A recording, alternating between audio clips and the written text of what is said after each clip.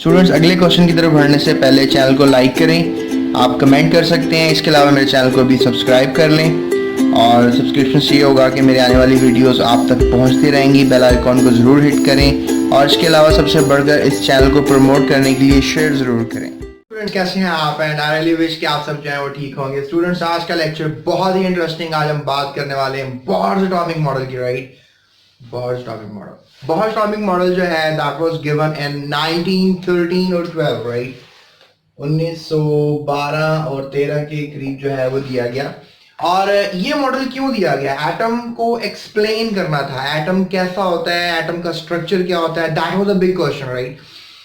इससे पहले रदरफोर्ड अपनी बातें कर चुका था, इससे पहले जे थॉमसन जो है अपनी बातें कर चुका था। स्टूडेंट्स, ये लेक्चर जो है ये हमारे सीरीज का 3rd लेक्चर बनेगा।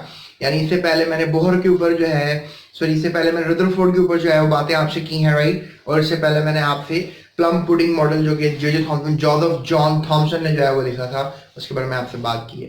स्टूडेंट्स, आज के इस लेक्चर में हम बात करने वाले हैं बोहर्स का क्या आइडिया था अबाउट द एटम। लेकिन उससे पहले मैं आपको एक बात शेयर करना चाहता हूँ, ये मॉडल क्यों आया। स्टूडेंट्स, ये मॉडल इसलिए आया क्योंकि रदरफोर्ड ने एक बहुत बड़ी बोंगी मार दी थी। रदरफोर्ड जो है वो बेसिकली बता रहा था कि इलेक्ट्रॉन जो है वो न्यूक्लियस के गिर्द घूमता है, not like this, like this, in a zigzag manner. जैसा कि आपको मैंने पहले बताया कि और एक वक्त आता है कि इलेक्ट्रॉन जो है वो डिप कर जाता है जाकर न्यूक्लियस के अंदर, and that was the biggest mistake he was doing. जो रदरफोर्ड था वो बेसिकली कह लो आपके फॉलोअर था क्लार्क मैक्सवेल का, राइट? एक साइंसदान था, उसने क्लासिकल इलेक्ट्रोमैग्नेटिक थ्योरी दी हुई थी। उसके हिसाब से वो उसकी मतलब अपनी थ्योरी को उसकी थ्योरी से फाउंडेशन बना रहा था। यानी he was just trying to make it sure कि भाई जो क्लार्क मैक्सवेल ने कहा उसकी बेस के ऊपर मैं बातें करूंगा मजीद आगे वाली। तो जब क्लार्क मैक्सवेल की बातें जिस तरह की भी थी, जब उसने इसको यूज किया अपने मॉडल को एक्सप्रेस करने के लिए, तो वो एक फाउंडेशन यानी जो क्लार्क मैक्सवेल की बातें वो गलत साबित हुई किसी हद तक, और रदरफोर्ड का मॉडल भी किसी हद तक बहुत ज़्यादा क्रिटिसाइज किया जाने लगा। यानी उसमें मौजूद थे डिफेक्ट्स। तो आपका ये बोर्ड का शॉर्ट क्वेश्चन भी आता है कि डिफेक्ट्स क्या है रदरफोर्ड के मॉडल के, तो आप तैयार कीजिएगा। पिछले लेक्चर देखें, मैंने इससे पहले भी एक वीडियो बनाई है। अब स्टूडेंट्स, प्रॉब्लम था कि ये डिफेक्टिव मॉडल था और ये बोहर को बिल्कुल सूट नहीं कर रहा था, बहुत डैमेज था। डैनिश कौन होता है बताएं जरा, कमेंट करें। डैनिश कौन होता है, राइट? और आपका कमेंट मायने रखेगा क्योंकि दूसरों को भी इस बात से इंफॉर्मेशन, मैं नहीं बता रहा आपको डैनिश कौन होता है, बहरहाल बहुत डैनिश था, राइट? डैनिश मैं आपको बता दूं किसी मुल्क के रहने वाले को ही कहेंगे, ठीक है? सो अब डैनिश जो था he was from a kind of country जो वहां से आया और ये इंग्लैंड आया। इंग्लैंड आकर इसने अपनी सारी कहानी सुनाई और बताया कि भाई Rutherford is doing a big mistakes, तो लिहाजा इसने अपना फिर मॉडल दिया, right? So point two pointer में जो है डिफेक्ट्स एक सबसे बड़ा रीजन था कि बोहर ने अपना एक नया मॉडल दिया, राइट? मैं इसको रेस कर लूं जरा। So that is how you can just say that कि फिर उसने अपना मॉडल जो है वो बोहर ने दिया। अब स्टूडेंट्स, नेक्स्ट जो बात है वो डेट मैंने आपको पहले ही बता दी है कि that was given in 1912 and 13। उसके बाद हम बात करेंगे कि फाउंडेशन थ्योरी जो है वो मैक्स प्लांक की ली गई। यानी जो बोहर था वो बिलीवर था मैक्स प्लांक का। अब मैक्स प्लांक कौन है? प्लांक बेसिकली एक साइंसदान है जिसने दी थी प्लांक्स क्वांटम थ्योरी। अब ये प्लांक्स क्वांटम थ्योरी क्या है, right? That's a question for you. और ये मैं आपको एक और बात बताता चलूं, ये थ्योरी तकरीबन कोई 12-13 साल पुरानी थी। यानी जो बोहर था वो एक नए साइंटिस्ट को जो है फॉलो अप दे रहा था और नए साइंटिस्ट को जानने की कोशिश कर रहा था, जबकि जो रदरफोर्ड था वो क्लार्क मैक्सवेल जो से भी मतलब प्लांक से भी कोई पुराना साइंसदान था उसको फॉलो अप दे रहा था। बहरहाल बोहर ने जिसको फॉलो अप दिया वो कामयाबी से उसके फॉलो अप को प्रूव करने में भी कामयाब रहा। अब डेफिनेटली आपके दिमाग में क्वेश्चन आ रहा होगा कि आखिर प्लांक ने ऐसी क्या बातें की जिसको बोहर ने अपनी थ्योरी के लिए इस्तेमाल किया। तो वो मैं बातें आपसे बाद में करूंगा, लेकिन अभी मैं आपको प्लांक क्वांटम थ्योरी जरूर बता दूंगा। इसने कहा था कि एनर्जी जो है वो क्वांटाइज्ड होती है, प्लांक ने कहा था, ठीक है? आप सोच रहे होंगे इसका क्या मतलब है, एनर्जी इज क्वांटाइज्ड। अब क्वांटाइज का मतलब है फिक्स, राइट? फिक्स या कह लें मेजरेबल। तो अब जब एनर्जी पता हो, मालूम की जा सकती हो, यानी एक सिलेक्टेड वैल्यू हो, तो you can just say that कि थिंग्स आर बीइंग ओके। तो फिर उसने बोहर ने इसको अपने नजरिए में जो है इसको इस्तेमाल किया। इसने बेसिकली बोहर ने जिस एनर्जी का कॉन्सेप्ट लेकर यूज करना था वो था इलेक्ट्रॉन की एनर्जी, और इलेक्ट्रॉन जो है वो कैसे अपनी एनर्जी को इंटरप्रेट करता है ये बोहर ने प्लांक से सीखा, प्लांक्स की थ्योरी से सीखा।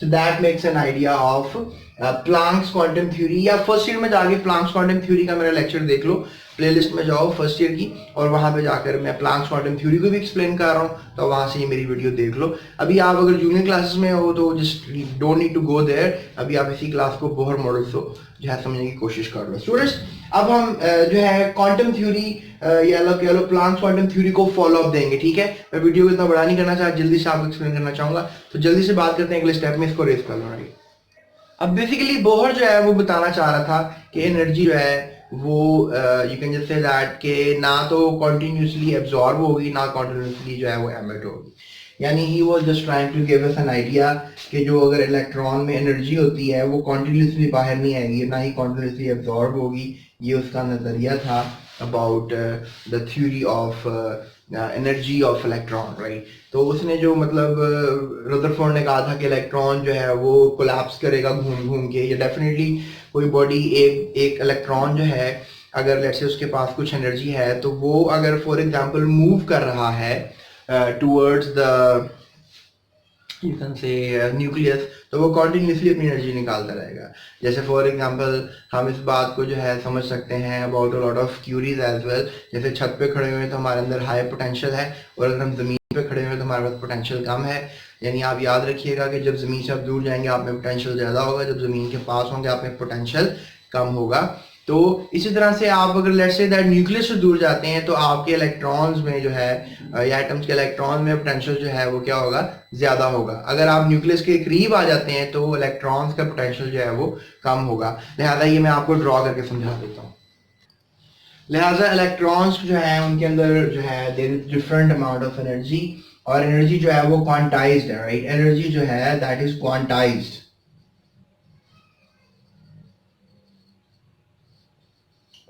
क्वांटाइज मीन जिसको मेजर किया जा सकता है, ठीक है। फिक्स एनर्जी जो है वो फिक्स है, that is the big word, आप इसको याद कर सकते हो। स्टूडेंट्स, अगर हम फॉर एग्जांपल बोहर के एटम की तरफ देखें तो उसने हाइड्रोजन को एज एन पायनियर एटम लिया और उसने जो है एक्सप्लेन किया अबाउट दी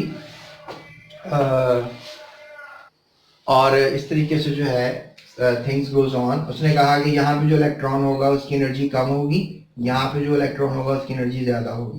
लिहाजा यहाँ पर एनर्जी को E2 कहा गया और यहाँ पे एनर्जी को E1 कहा गया। और अगर इलेक्ट्रॉन चाहता है कि वो यहाँ से यहाँ पर आ जाए तो उसको एनर्जी जो है वो क्या करनी पड़ेगी, एब्जॉर्ब करनी पड़ेगी। और अगर इलेक्ट्रॉन चाहता है कि वो इस शेल में है, लेट्स से दैट इलेक्ट्रॉन, तो वो अगर जंप करके इस शेल में आ जाए तो डेफिनेटली उसको हाई एनर्जी से लोअर एनर्जी में जाना है, तो एनर्जी उसको एमिट करनी होगी। एमिट का मतलब होता है निकालना, यानी यहाँ पे एनर्जी एमिट हो रही है और यहाँ पे एनर्जी एब्जॉर्ब हो रही है, right. That is the thing we just need to know and need to remember. Students, ये न्यूक्लियस है। अब what I am trying to say you here, this was the model diagram given by Bohr, और इस model diagram में उसने हमें समझाया कि एनर्जी क्वांटाइज्ड है। इसके अलावा इलेक्ट्रॉन ऑर्बिट करते हैं around the sorry in the shell, और इसके अलावा जो है there are certain kind of diagram जिसको आप देख सकते हो और समझ सकते हो। अब हम इस वक्त को ज्यादा जाया नहीं करेंगे, हम आते हैं पोस्टुलेट्स की तरफ, पॉइंट्स की तरफ, ताकि हम उनको भी समझ सकें, राइट। तो हम अगर पहले पॉइंट की तरफ देखें तो इस साइन का हाइड्रोजन एटम जो है it consist of a tiny nucleus. एक हाइड्रोजन एटम है एंड इसके अंदर छोटा सा टाइनी न्यूक्लियस है, and electrons are revolving in one of circular orbits. और जो इलेक्ट्रॉन्स है they are revolving in this circular orbit, circular orbit में घूम रहे हैं, ठीक है, ऑफ रेडियस r, और इनका खास फासला है, राइट। यानी इस ऑर्बिट से न्यूक्लियस का जो फासला है दैट इज कॉल्ड रेडियस, ठीक है, और इस रेडियस के अंदर ही घूम रहे हैं। लेट्स से दैट अगर ये इलेक्ट्रॉन एक्साइटेड हो जाता है, इसकी एनर्जी जो है वो बढ़ जाती है, तो अगर वो लेट्स से दैट अगले शेल में जाता है तो डेफिनेटली अगले शेल में जाने से क्या होगा, रेडियस जो है वो इंक्रीज कर जाएगा। That was the first point to ponder, first point to think by the Bohr. So let's generally move towards the second point.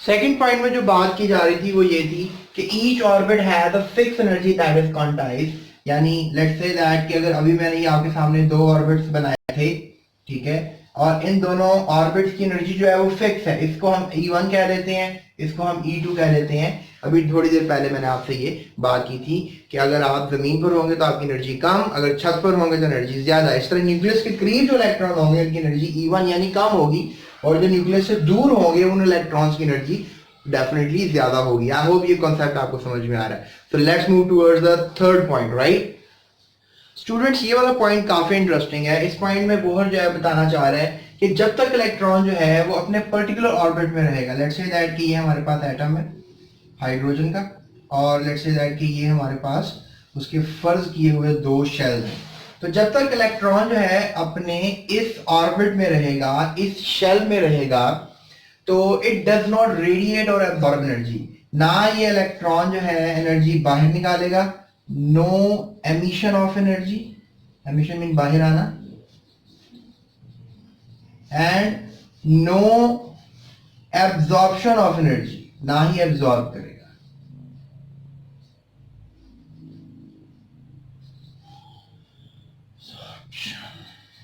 Of energy. तो स्टूडेंट्स ये दोनों काम नहीं करेगा। इलेक्ट्रॉन जब तक यहां घूमता रहेगा, ना उसे एनर्जी निकालनी है ना एब्जॉर्ब करनी है, राइट। रेडिएट मीन निकालना, एब्जॉर्ब मीन जज़ब करना।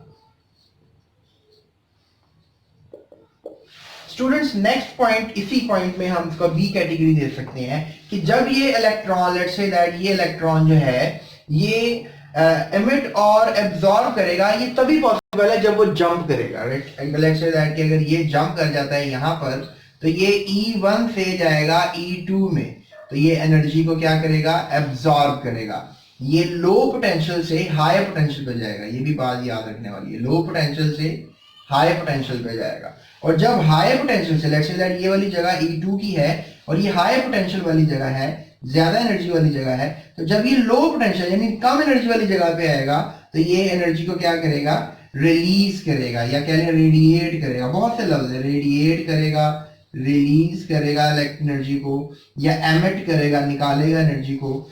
So this is how electron will behave, right. So that is the third point. So let's really move towards the fourth point of this point. तो students अब हम बात करेंगे about the fourth one, जिसमें यही बात की जा रही है दोबारा कि अगर हमारे पास लेट्स से दैट के ऑर्बिट है और उसमें इलेक्ट्रॉन जो है वो लोअर से हायर जा रहा है या हायर से लोअर आ रहा है। लोअर से हायर जाने पे वो एनर्जी को एब्जॉर्ब कर रहा है, और हायर से लोअर आने पे एनर्जी को क्या कर रहा है, रेडिएट कर रहा है। तो लिहाजा इस चीज को जो है हम एक्सप्रेस कर सकते हैं चेंज ऑफ एनर्जी में। यानी अगर लेट्स से दैट इस एनर्जी को E1 कहा जाए और इसकी एनर्जी को E2 कहा जाए, तो चेंज ऑफ एनर्जी की इक्वेशन लिखी जा सकती है, यानी E2 माइनस E1। यानी अगर बड़ी वैल्यू में से छोटी वैल्यू को माइनस कर दिया जाए तो आपको जो है कुछ ना कुछ एनर्जी की वैल्यू मिलेगी जो कि बराबर होगी hv के। और hv क्या है, v is basically the frequency of electron,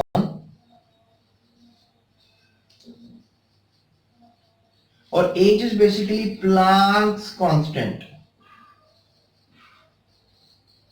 और ये प्लांक्स कांस्टेंट की जो है एक खास वैल्यू है, which is something like 6.63 into 10 raised to the power something like -34 joule second। ये हमारे पास प्लांक्स कांस्टेंट की वैल्यू है। तो लिहाजा you can just say that कि अगर चेंज आएगा एनर्जी में, वो मेजर किया जा सकता है, क्वांटाइज किया जा सकता है। जो भी E2 की वैल्यू है E1 से माइनस कर दी जाए और उसको hv के बराबर रखा जाए, यानी hv कैलकुलेट, ये कांस्टेंट वैल्यू है और इसको कैलकुलेट जो है वो फ्रीक्वेंसी ऑफ इलेक्ट्रॉन को, या कह लें जिस एनर्जी से इलेक्ट्रॉन मूव कर रहा है उसको कैलकुलेट किया जा सकता है। यानी इस मूविंग इलेक्ट्रॉन की एनर्जी का पता लगाया जा सकता है। ये थी प्लांक्स की equation, E is equals to hv। ये प्लांक्स क्वांटम थ्योरी है, राइट। और इसकी इक्वेशन से इसने ये इक्वेशन अखज़ की है जिससे वो पता लगा सकता है कि किसी भी इलेक्ट्रॉन की वैल्यू, इलेक्ट्रॉन की एनर्जी की वैल्यू जो है वो क्या हो सकती है। स्टूडेंट्स, अब हम चलते हैं अपने लास्ट पॉइंट की तरफ, which is the fifth point, right. अब स्टूडेंट्स, एक बड़ी खास बात इस पॉइंट में मैं आपसे शेयर करना चाहूंगा। लेट्स से दैट कि हमारे पास जो है ये एटम है, ठीक है जी। I am drawing it for a lot of times, बहुत दफा आपको बना के दिखा दिया, आई होप आप बना भी सकोगे। तो यहाँ पर ये जो इलेक्ट्रॉन है यहाँ पे मूव कर रहा है, राइट, ओवर हियर।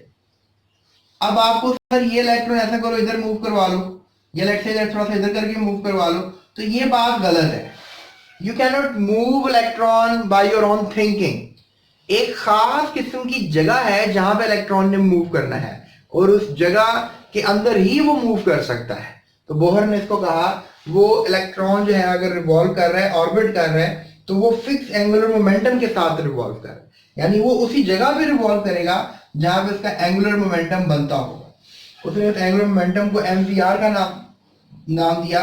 जैसे आप देख सकते हो, m बेसिकली इलेक्ट्रॉन का मास है, v जो है that is the frequency upon which electron being moving around the nucleus, और इसका फ्रीक्वेंसी कहोगे, और r is basically the radius, जो एक खास r की वैल्यू है, यानी रेडियस, जिस रेडियस के ऊपर एक खास जगह है, एक खास फासला है जिसके ऊपर इलेक्ट्रॉन जो है वो मूव कर रहा है। तो लिहाजा आप इसको नाम दोगे इक्वेशन को mvr। और ये शेल है खास किस्म का, या ये शेल है या ये शेल है, इसको आप n कहते हो, राइट।